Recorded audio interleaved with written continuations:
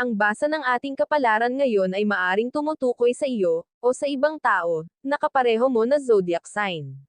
Ito ay isang simpleng gabay po lamang. Tanging ang Panginoon lamang ang siyang nakakaalam sa magaganap sa ating buhay.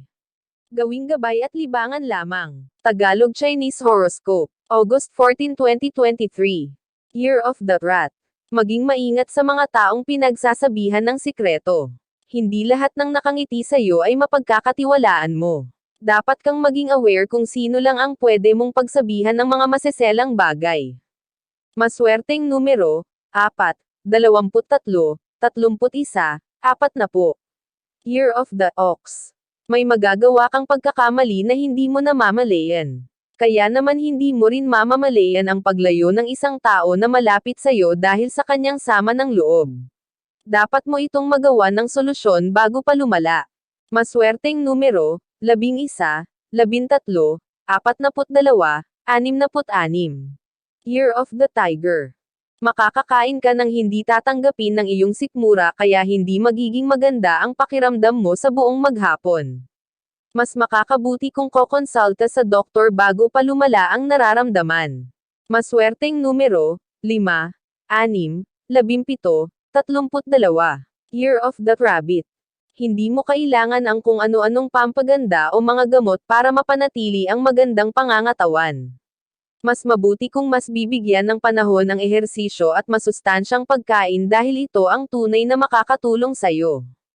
Maswerteng numero, 7, 14, 31, 50. Year of the Dragon. Isang pagpapasya ang gagawin mo na may kaugnayan sa inyong grupo sa trabaho.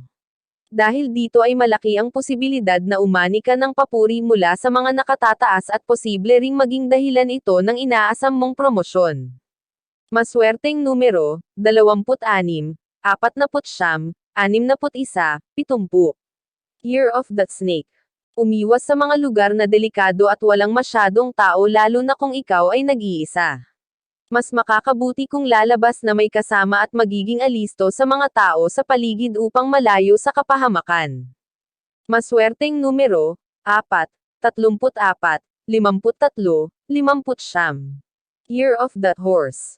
Magiging maaliwalas ang araw na ito para sa'yo. Ang lahat ay magaganap ayon sa iyong mga plano.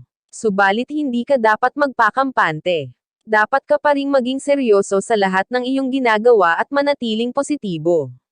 Maswerteng numero, 47, 51, 62, 65. Year of the Sheep.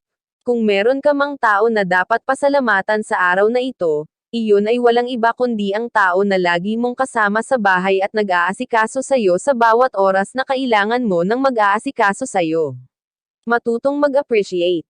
Maswerteng numero, 12, 20, 30, 43. Year of the Monkey. Palaging ingatan ang kalusugan. Habang tumatagal ay papalapit ka ng papalapit sa karamdaman dahil sa patuloy mong pagbabaluwala sa iyong mga nararamdaman partikular na sa bahagi ng iyong tiyan. Tandaan na prevention is better than cure. Maswerteng numero, 7, 21, 37, 40. Year of the Rooster. Magiging sagabal sa mga plano mo ang labis mong pag-aalala sa isang bagay na hindi mo naman dapat inaalala. Mas kailangan mong bigyan ng atensyon ang iyong plano dahil dito nakasalalay ang kinabukasan ng iyong mga anak. Maswerteng numero, 4, 14, 25, 40. Year of the Dog. Isang tao na hindi mo ka-close ang mapapalapit sa iyo ngayon dahil sa isang pangyayari na kasusuungan ninyong dalawa. May marirealize ka sa araw na ito na mahalaga sa iyo at sa tao na ito na siya ninyong pagkakasunduan. Maswerteng numero, 26, 49, 67, 80. Year of the Pig. Wala kang maaasahan sa tao na pinili mong pagkatiwalaan. May iba siyang prioridad na mas pagtutuunan niya ng pansin kaysa sa mga bagay na gusto mong ipagawa sa kanya. Mas makakabuti kung hahayaan mo na lang muna siyang gawin ang gusto niya.